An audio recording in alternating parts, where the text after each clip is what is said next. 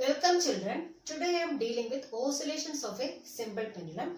A simple pendulum consists of a point mass suspended from a rigid support. This is a rigid support, and from the rigid support we are hanging a point mass here. So this is called as bob. So one bob is there. It is connected to the fixed support through a string.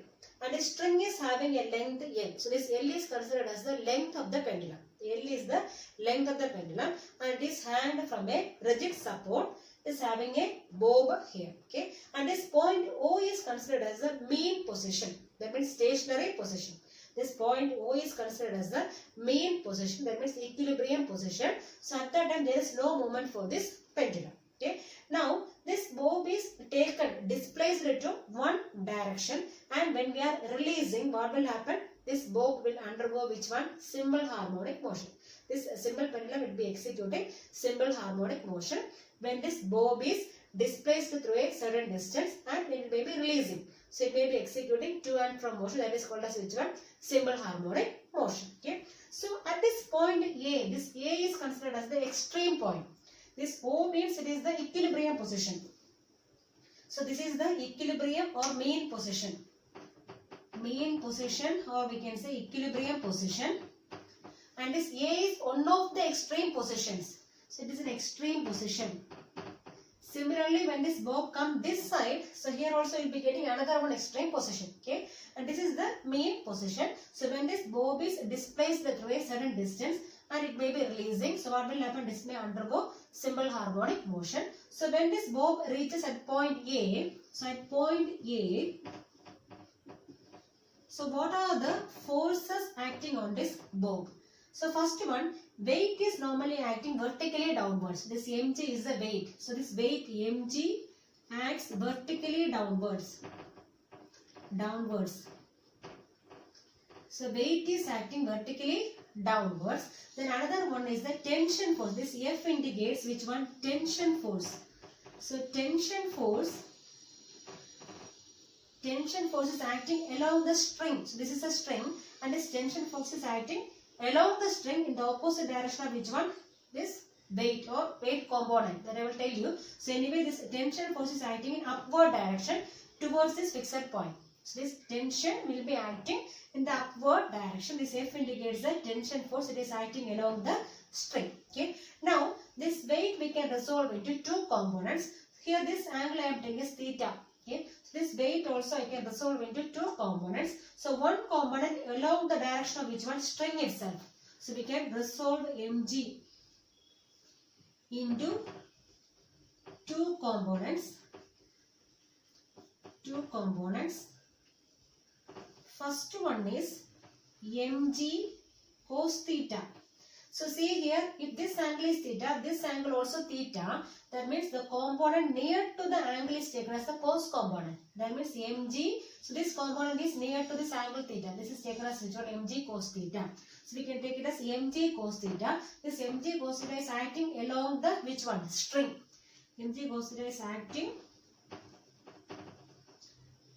in the direction of string.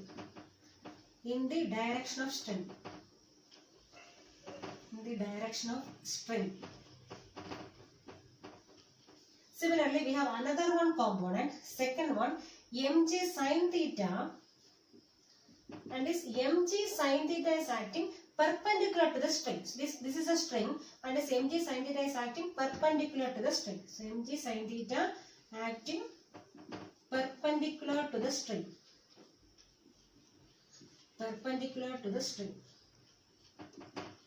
So I told you this O is the main position. So when we are displacing this bob from this main position and when we are releasing, what will happen? This pendulum will be executing simple harmonic motion. So at one of its extreme position, I am taking as A. So A is one of the extreme position. So at this point, so what are the forces acting on this bob? First one is weight. So weight is acting vertically downward, and second force acting on the bob is which one? Tension force. It is acting along the string in upward direction. This tension force is acting in upward direction. These are the two forces acting on this bob at this point A. But this weight mg we can resolve into how many components? Two components. The one component is mg cos theta acting in the direction of string, and another one is mg sin theta acting perpendicular to the string. But we know that this pendulum is not moving in the direction of which one? Mg cos theta. There is no movement in the direction of string. Only it is moving which direction? Perpendicular to the string. So there is no movement in the direction of string. That means these two forces are now balanced. This F must be equal to which one? Mg cos theta. So F is taken as equal to which one? Mg cos theta. What is the reason? Since there is no movement. Since no movement in the direction of string. In the direction of string.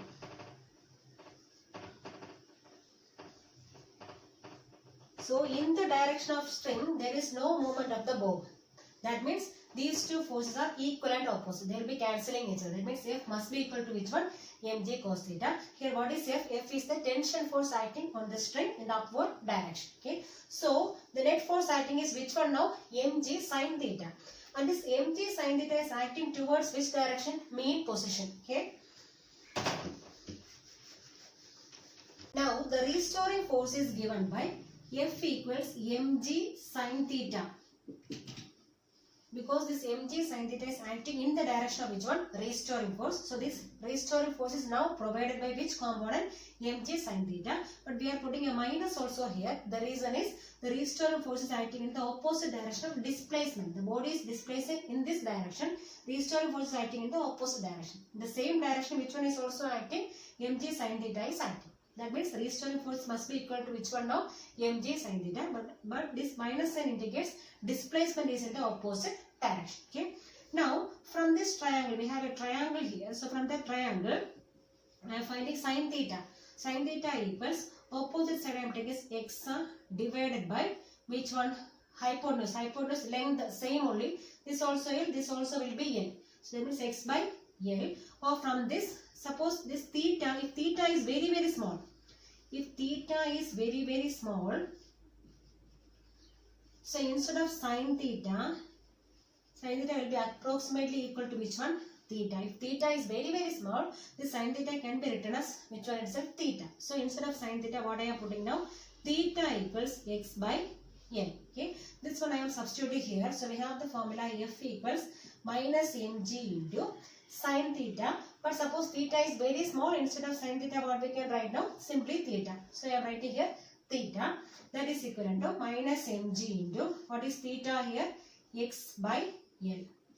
So we got the formula F equals minus mg into x by L. And we have another one formula from Newton's second law, F equals ma. Okay. So this one equation 1 and this one I am taking as equation 2. And when I am comparing these equations 1 and 2, what I will get now? So I am comparing equations 1 and 2. So m is common. So here also m, here also m. Instead of a, so a is equivalent to minus g into x by L. Okay. But we know that this g and L are constants. So I am taking this g and L together first. G by L into which one? X. So a equals minus g by L into x. That means we can write as a is proportional to which one? X. Okay. Acceleration is proportional to displacement and it is acting in the opposite direction of displacement. That is why we are putting a minus here. Okay. This acceleration is proportional to displacement and takes place in the opposite direction of displacement. And this shows that this motion is which one? Simple harmonic motion. So in the case of simple harmonic motion, acceleration is always proportional to which one? Displacement and takes place in the opposite direction of displacement. Clear? Now we have another one common formula for which one? Acceleration. In the case of simple harmonic motion, general formula is there. So we have a equals minus omega square x. So this is the general formula for acceleration in the case of simple harmonic motion. And we have one formula here also. This is taken as equation 1 and this one I am taking as equation 2. So comparing 1 and 2. So this one I am taking as 1. So this is equation 1. So comparing 1 and 2, what we get now? Comparing 1 and 2. Okay. So you will be getting instead of omega square. So what we can write now? G by L. Omega square equal to G by L. So this is G by L and here omega square. Here also x, here also x. So I am comparing omega square with the G by L. Or from this, what is omega? Omega equals root of G by L. So this is the value for omega. So omega equal to root of G by L. And now we have to find the time period of pendulum. So I am writing here. So time period formula is 2 pi by omega. So time period of simple pendulum is given by 2 pi by omega. That is equivalent to 2 pi divided by, what is omega here? Root of G by L. Okay.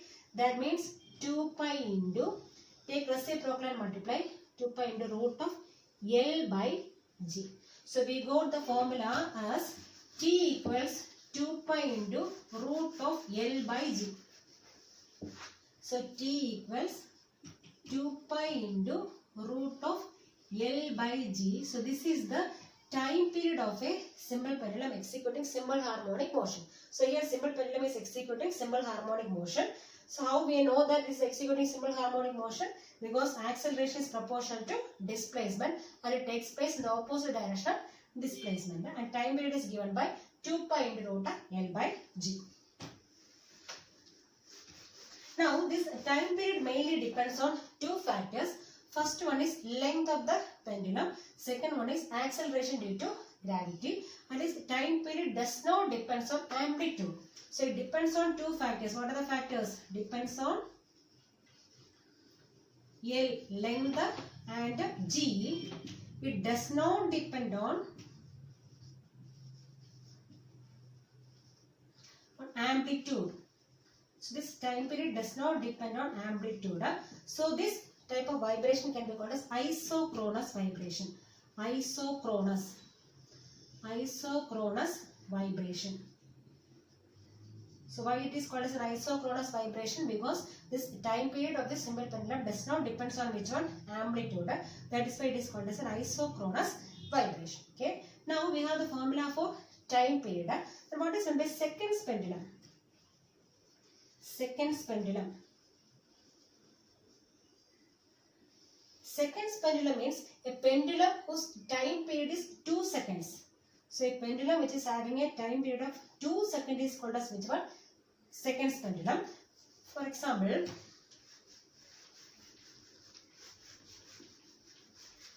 suppose we have the formula for time period T equals 2 pi into root L by G. Okay, so this is the formula for time period of a simple pendulum, and we want to find the length of a seconds pendulum. Okay, so in the case of seconds pendulum, what is T? T equals 2 seconds. Okay, so when T equals 2 seconds, what is the length of the pendulum? So I am substituting this one here. So instead of T, I am putting as 2. 2 equals 2 pi into root of L by G. This 2 and 2 cancel. Remaining we have 1 here. So 1 equals, I am squaring this side up. So pi square L by G. I am cross multiplying. So G equals pi square into L. Or from this, how will you find L? L equals G by pi square. Okay. So we got G by pi square. So when we are dividing this one, so G value we know 9.8 and pi square when we are doing nearly you will be getting 9.87 something. That means this is nearly equal to which one itself? 9.8. So both will be cancelling. The answer will be approximately how much? 1. That is 1 meter. So this 1 meter is the length of which one? Seconds pendulum. 1 meter, or we can write as centimeter as 100 centimeter. So length of a seconds pendulum is 1 meter or maybe 100 centimeter. So what is a seconds pendulum? A pendulum having time period of 2 seconds, and the length of a seconds pendulum is how much? 1 meter or 100 centimeter.